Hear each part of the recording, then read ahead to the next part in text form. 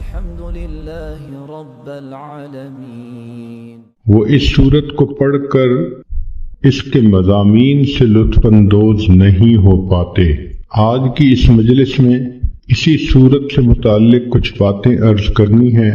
آپ نے دنیا کی بہت ساری لو سٹوریز سنی ہوں گی، مگر اکثر نفسانی، شیطانی، شہوانی ہوتی ہیں، لہذا ان کا انجام برا ہوتا ہے۔ قرآن مجید کی یہ سورت بھی ایک لو سٹوری ہے اللہ رب العزت اور ان کے حبیب صلی اللہ علیہ وسلم کے درمیان، اور اس سورت کو ذرا غور سے سمجھنے کی کوشش کریں گی تو آپ کو عجیب باتیں سامنے آئیں گی۔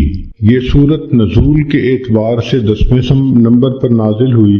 اس کے نازل ہونے کا بیک گراؤنڈ یہ ہے کہ نبی علیہ الصلوۃ والسلام اللہ رب العزت کی محبت میں تنہائی میں وقت گزارنے کو پسند فرماتے تھے۔ چنانچہ بخاری شریف کی روایت ہے، حبب الیہ الخلا، نبی علیہ الصلوۃ والسلام کو تنہائی سے محبت ہو گئی تھی۔ دستور ہے کہ محبت انسان کو تنہائی پسند بنا دیتی ہے۔ جس کو محبت کا روگ لگ جائے وہ چاہتا ہے کہ میں الگ رہوں، محبوب کی سوچوں میں رہوں، مجھے کوئی ڈسٹرب نہ کرے۔ چنانچہ نبی علیہ الصلوۃ والسلام ایک ہفتے کا کھانا لے کر غار حرا میں تشریف لے جاتے اور اللہ رب العزت کی عبادت میں مصروف رہتے۔ یہ عبادت کا سلسلہ چل رہا تھا کہ ایک دن اللہ رب العزت کی طرف سے جبریل علیہ الصلوۃ والسلام آئے اور ایک پیغام لائے، اقرأ بسم ربک الذی خلق۔ یہ باقاعدہ اظہار محبت کا پہلا موقع تھا کہ پروردگار عالم نے اپنے حبیب صلی اللہ علیہ وسلم سے ہم کلامی فرمائی۔ پھر نبی علیہ الصلوۃ والسلام کو یہ حکم ملا کہ آپ جائیے اور لوگوں کے سامنے میری وحدانیت کو بیان کیجیے۔ نبی علیہ الصلوۃ والسلام مکہ مکرمہ تشریف لائے اور وہاں آ کر آپ صلی اللہ علیہ وسلم نے اللہ تعالیٰ کی وحدانیت کا تذکرہ فرمایا۔ چونکہ مکہ مکرمہ میں مشرکانہ ماحول تھا، بیت اللہ شریف کے اندر 360 بت رکھے ہوئے تھے، تو اس ماحول میں توحید کی بات ایک اجنبی سی بات معلوم ہوتی تھی۔ جب یہ بات شروع ہو گئی تو نیک روحیں جو تھیں انہوں نے اس بات کو قبول کیا اور چند لوگوں نے کلمہ پڑھ لیا، مگر مکہ مکرمہ کی جو اکثریت تھی وہ دشمنی پر تل گئی۔ ویسے تو ہر گھر میں یہی تذکرے، ہر مرد کی زبان پہ یہ تذکرے، ہر عورت کی زبان پہ یہ تذکرے، جو کلمہ پڑھتا تھا تو قریش مکہ اس کو تکلیف پہنچاتے تھے، سزائیں دیتے تھے۔ تو یہ تذکرے ہر کچے اور پکے گھر کے اندر ہوا کرتے تھے۔ قریش مکہ انتظار میں بھی ہوتے تھے کہ دیکھتے ہیں کہ اب اور ان کو کیا پیغام ملتا ہے، اور چونکہ یہ محبت کے پیامبری کا ایک نیا سلسلہ تھا تو نبی علیہ السلام کو بھی انتظار رہتی تھی کہ میرے رب کی طرف سے مجھے کب پیغام ملتا ہے۔ اس کیفیت کو وہی بندہ سمجھ سکتا ہے جو اس پروسیس میں سے گزرا ہو کہ جہاں محبت کا تعلق ہو وہاں سے میسج آنے کا کتنا انتظار ہوتا ہے، اور اگر نہ آئے تو دل میں کتنے وسوسے آتے ہیں، خیالات آتے ہیں، اور انسان کی پریشانی کس حد تک بڑھ جاتی ہے۔ نبی علیہ الصلوۃ والسلام کے ساتھ یہی معاملہ پیش آیا کہ کچھ عرصہ تو وہی آتی رہی، پھر اچانک بند ہو گئی۔ انتظار مگر کوئی پیغام نہیں آتا۔ تو جب انتظار کی گھڑیاں لمبی ہو جائیں تو دل بے قرار ہوتا ہے۔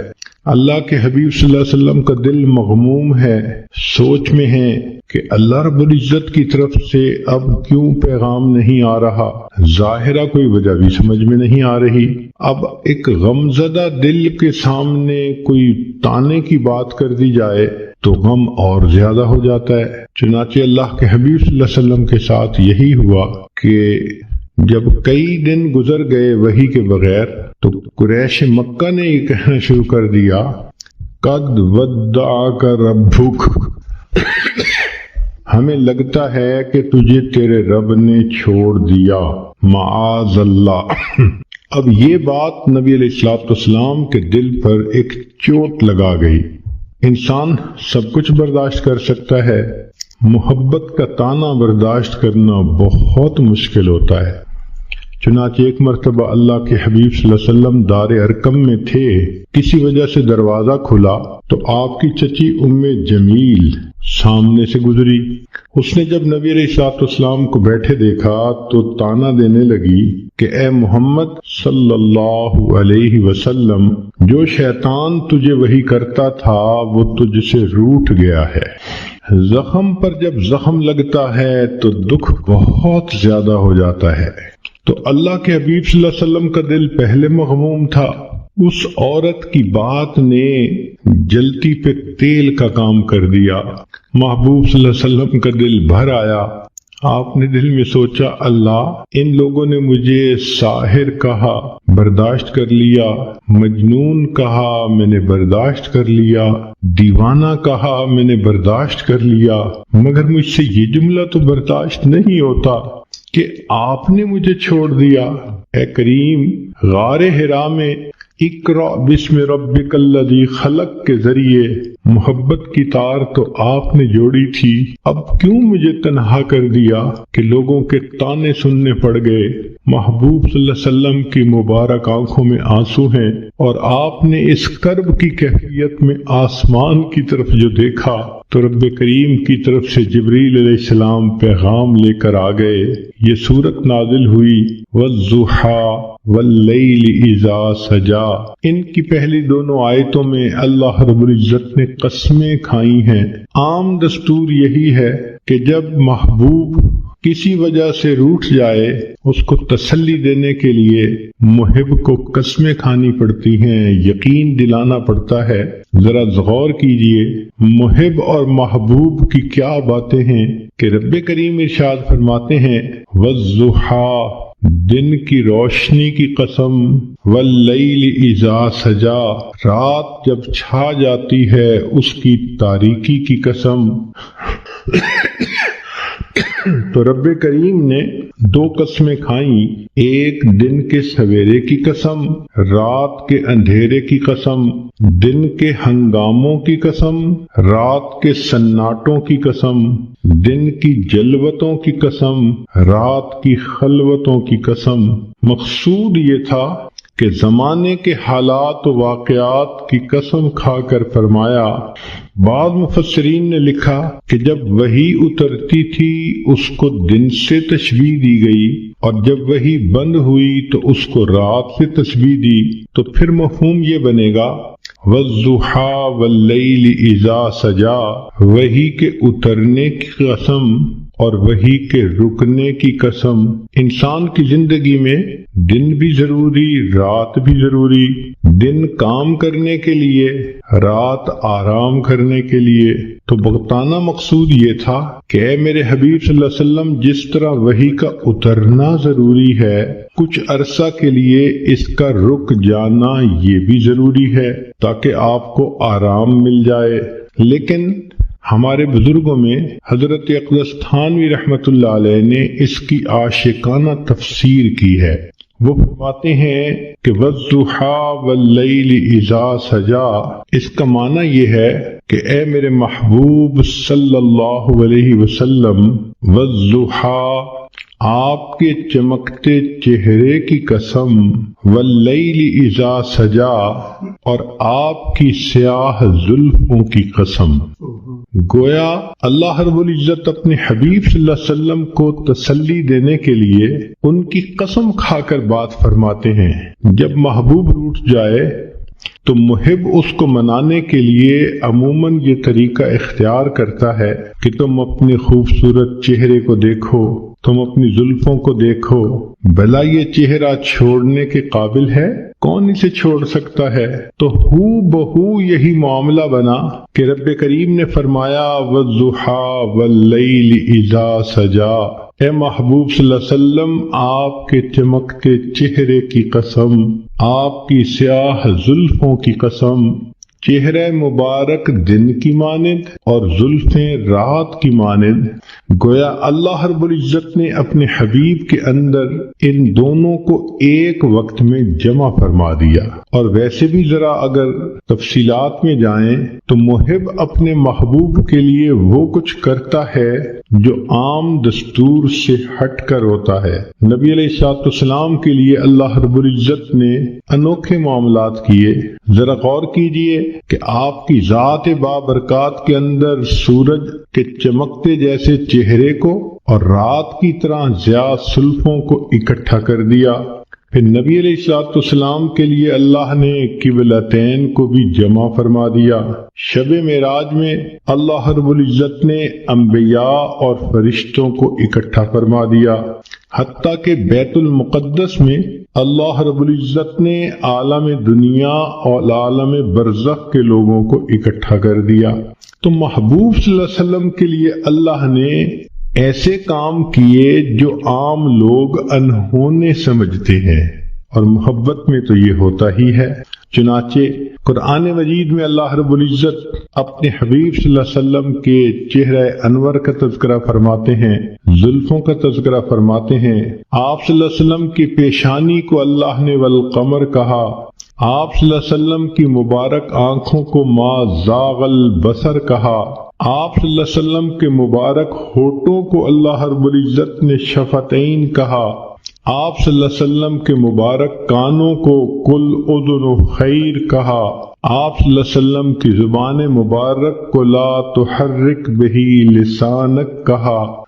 یوں معلوم ہوتا ہے کہ اللہ رب العزت نے اپنے حبیب صلی اللہ علیہ وسلم کے قرآن میں جا بجا تذکرے فرما دیے۔ چنانچہ اس سورت کی یہ پہلی 2 آیتیں قسم کھا کر بات کی گئی، وَالضُّحَىٰ وَاللَّيْلِ إِذَا سَجَىٰ۔ یہاں پر ایک بات ذہن میں رکھیں کہ نبی علیہ الصلوۃ والسلام نے ارشاد فرمایا، من سجد لغیر اللہ فقد اشرک، جس نے غیر اللہ کو سجدہ کیا اس نے شرک کیا۔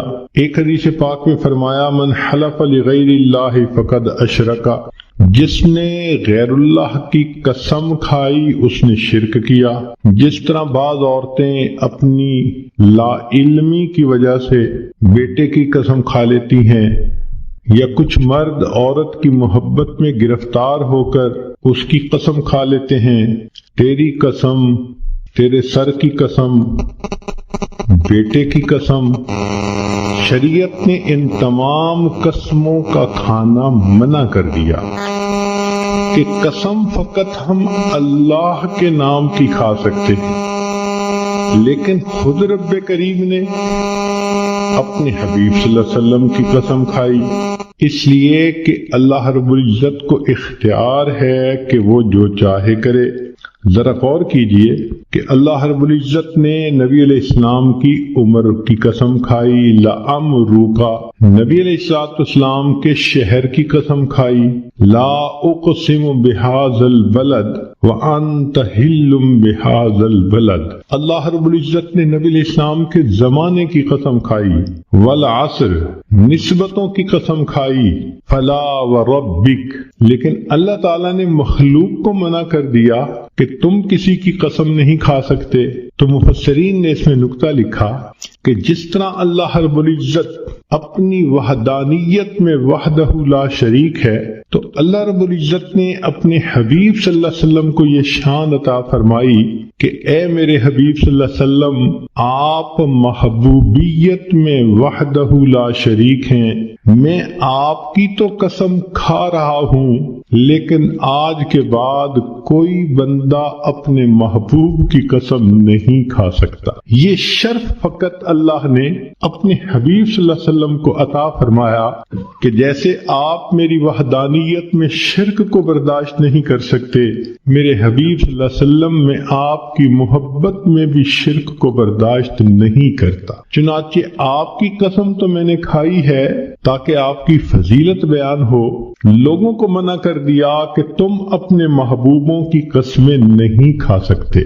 چنانچہ فرمایا، وَالضُّحَىٰ وَاللَّيْلِ إِذَا سَجَىٰ، آپ کے چمکتے چہرے کی قسم، آپ کی سیاہ زلفوں کی قسم، سوچو تو صحیح بھلا ایسا چہرہ چھوڑنے کے قابل ہو سکتا ہے؟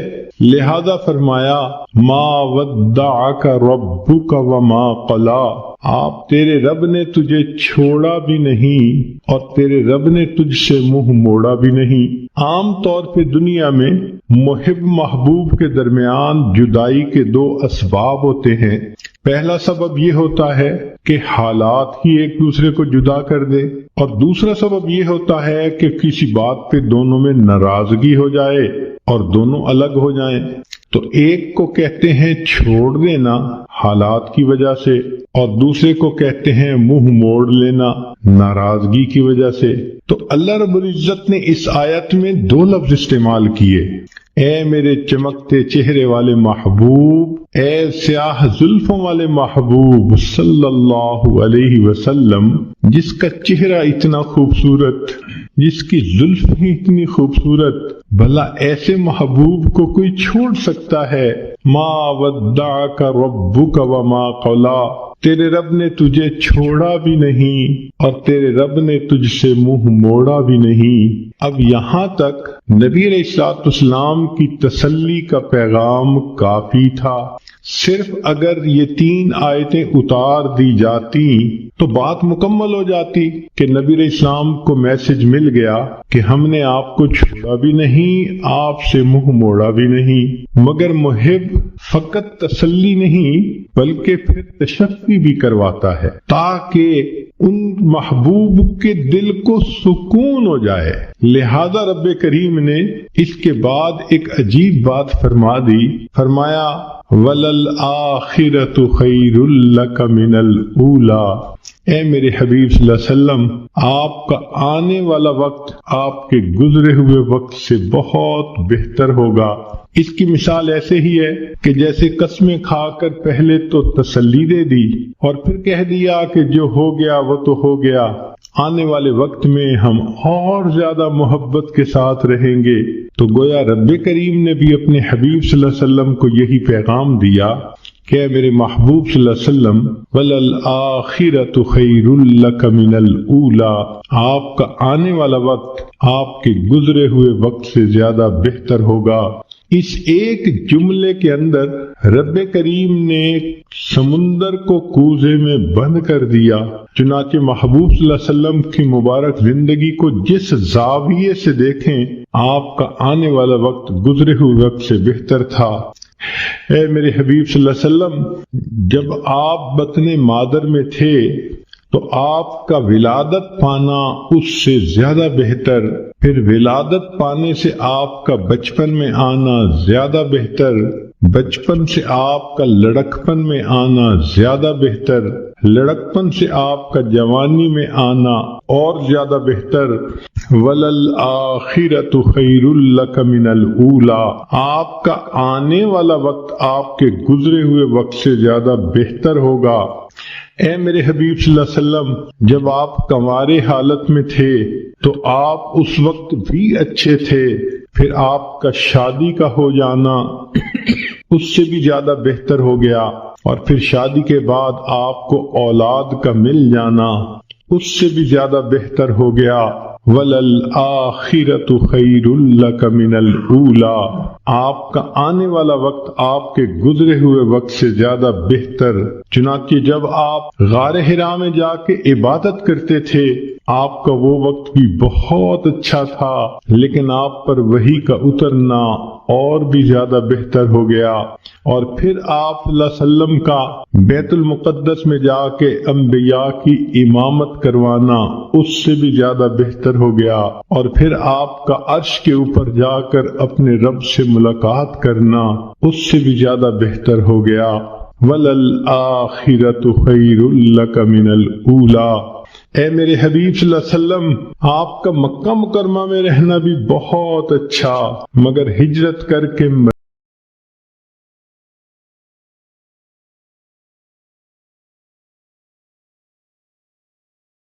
احد کا معاملہ پیش آیا اس سے بھی بہتر، پھر خندق کے اندر جو آپ کو اللہ کی مدد ملی اس سے بھی زیادہ بہتر، پھر صلح حدیبیہ کا موقع آیا اس سے بھی بہتر، اور بالآخر آپ مکہ مکرمہ میں فاتح بن کر داخل ہوئے، وہ اس سے بھی زیادہ بہتر۔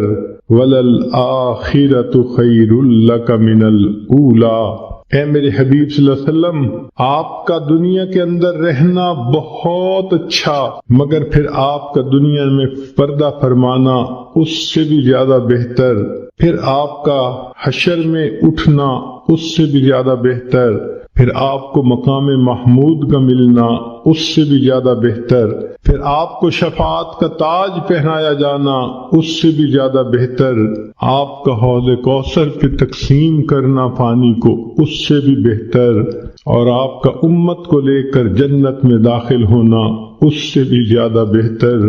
عام دستور تو یہ ہے کہ لوگ اعلیٰ سے ارذل کی طرف لوٹتے ہیں۔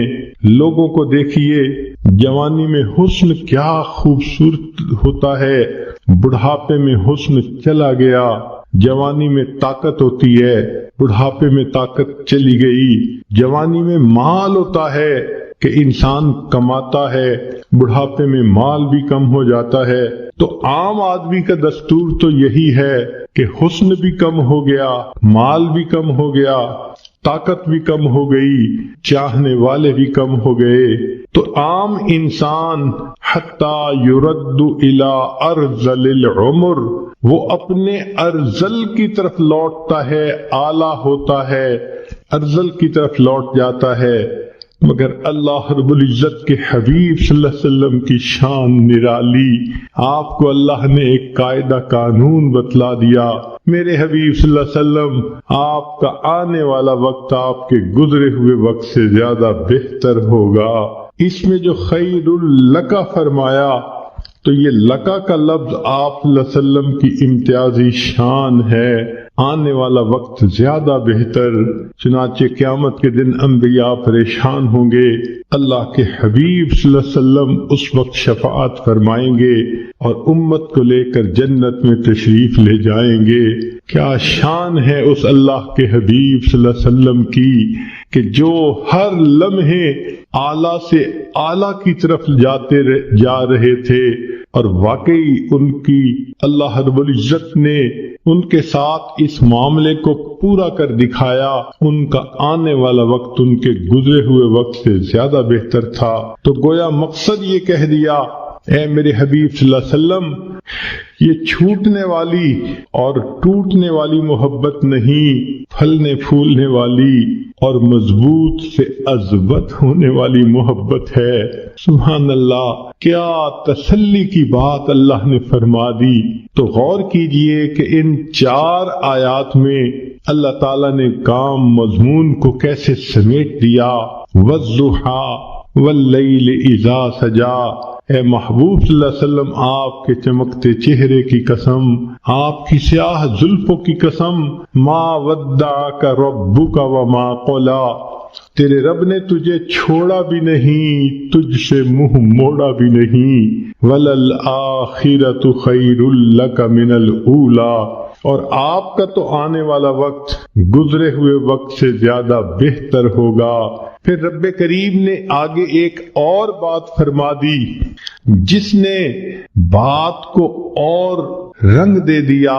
ارشاد فرمایا، وَلَسَوْفَ يُعْطِيكَ رَبُّكَ فَتَرْضَىٰ، تیرا رب تجھے اتنا دے گا کہ تو راضی ہو جائے گا۔ محب اپنے محبوب کو اسی طرح تسلی دیتا ہے، میں تجھے اتنا پیار دوں گا، میں اتنا تیرا خیال رکھوں گا، میں اتنا تیرا تعاون کروں گا، تیرا ساتھ دوں گا، پشت پناہی کروں گا۔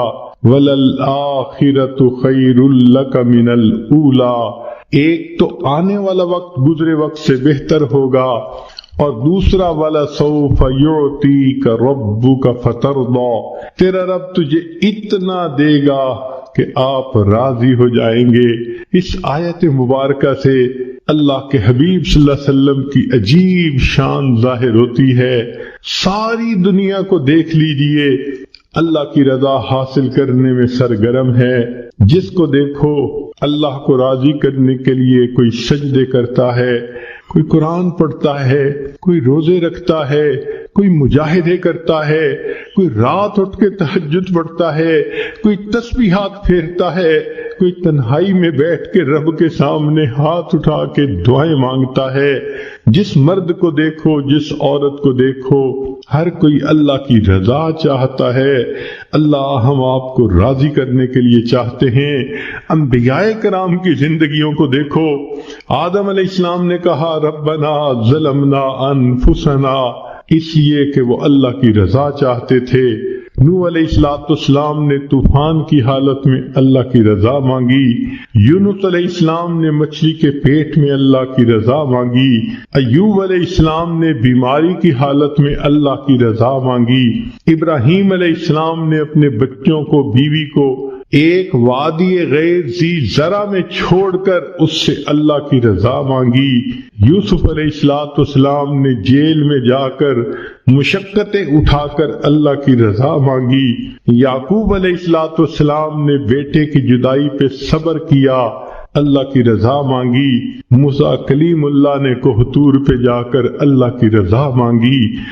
جس کسی کو دیکھو اللہ کی رضا کا طلبگار ہے۔ سبحان اللہ، اللہ کے حبیب صلی اللہ علیہ وسلم کی کیا شان ہے۔ اللہ فرما رہے ہیں وَلَسَوْفَ يُعْتِيكَ رَبُّكَ فَتَرْضَى، میرے محبوب صلی اللہ علیہ وسلم، رب تجھے اتنا دے گا کہ تو راضی ہو جائے گا۔ آج ولی کو دیکھو، ابدال کو دیکھو، کسی قطب کو دیکھو، غوث کو دیکھو، ہر کوئی اللہ کی رضا کا طلبگار ہے۔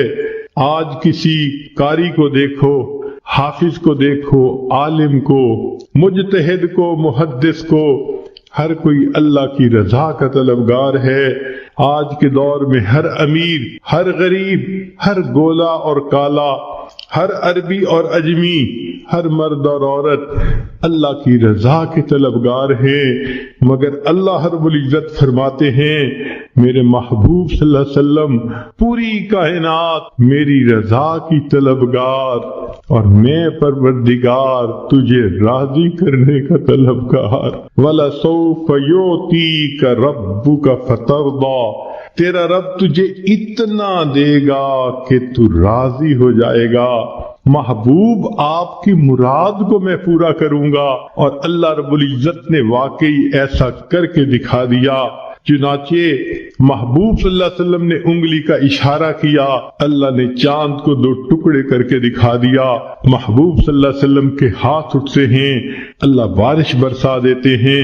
محبوب صلی اللہ علیہ وسلم کی زبان سے ابو ہریرہ عنہ کی والدہ کی ہدایت کی دعا نکلتی ہے۔ ابو ہریرہ عنہ کے پہنچنے سے پہلے اللہ ان کی والدہ کو ہدایت دے دیتے ہیں۔ محبوب صلی اللہ علیہ وسلم کعبہ کی چوکھٹ پکڑ کے دعا مانگتے ہیں، اللہ امت لانوں کو ایمان کی سعادت دے دیتے ہیں۔ محبوب صلی اللہ علیہ وسلم کی انگلیوں سے اللہ تعالیٰ پانی کے چشمے جاری فرما دیتے ہیں۔ گویا بتلانا یہ محبوب مقصود تھا، اے میرے محبوب دیکھو ساری کائنات میری رضا چاہتی ہے اور میں آپ کو اپنا محبوب بنا چکا، لہذا میں آپ کو اتنا دوں گا۔ وَلَسَوْفَ يُعْتِيكَ رَبُّكَ فَتَرْضَى، کہ آپ راضی ہو جائیں گے۔ محبوب جو تیری پسند ہوگی وہ میری پسند ہوگی، جو تیرا ہے وہ میرا ہے، جو تیرا نہیں وہ میرا نہیں۔ اس لیے ہمارے اکابر یہ کوشش کرتے تھے مدینہ طیبہ میں جا کر دفن ہونا نصیب ہو جائے تاکہ محبوب کا قرب نصیب ہو۔ ذرا غور کیجئے اللہ نے اپنے حبیب صلی اللہ علیہ وسلم کی تمناؤں کو کیسے پورا کیا۔ ایک نماز 4 رکعت کی ہے، 2 رکعت پڑھی، اللہ رب العزت نے نماز کے ختم ہونے کا انتظار نہیں کیا، عین دوران نماز میں وحی فرما دی، اب آپ کے لیے قبلہ کو ہم نے تبدیل کر دیا گیا۔ چنانچہ نبی علیہ السلام نے 2 رکعت پہلے قبلے کی طرف پڑھی اور دوسری رکعت دوسرے قبلے کی طرف پڑھی۔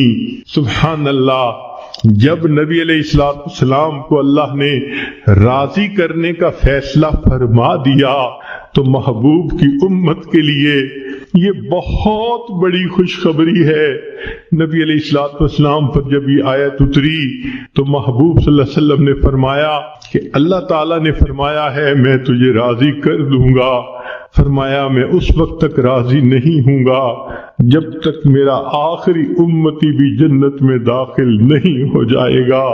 یہ کتنی بڑی خوشخبری ہے امت کے لیے کہ رب کریم نے اپنے محبوب صلی اللہ علیہ وسلم کو راضی کرنے کا وعدہ فرما لیا، اور محبوب صلی اللہ علیہ وسلم نے بتلا دیا میں اس وقت تک راضی نہیں ہوں گا جب تک کہ میرا آخری امتی بھی جنت میں نہیں چلا جائے گا۔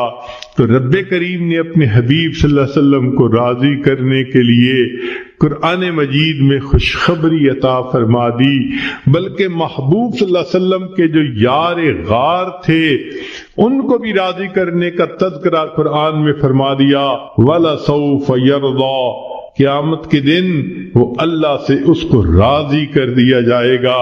چنانچہ نبی علیہ السلام کی یہ شان ہے کہ جو آپ صلی اللہ علیہ وسلم کی اتباع کرے گا اللہ رب العزت دنیا میں بھی اس بندے کی پشت پناہی فرمائیں گے، آخرت میں بھی پشت پناہی فرمائیں گے، اور پھر جنت میں اس کو داخلہ دے کر بالآخر راضی فرما دیں گے۔ یہ اللہ رب العزت کا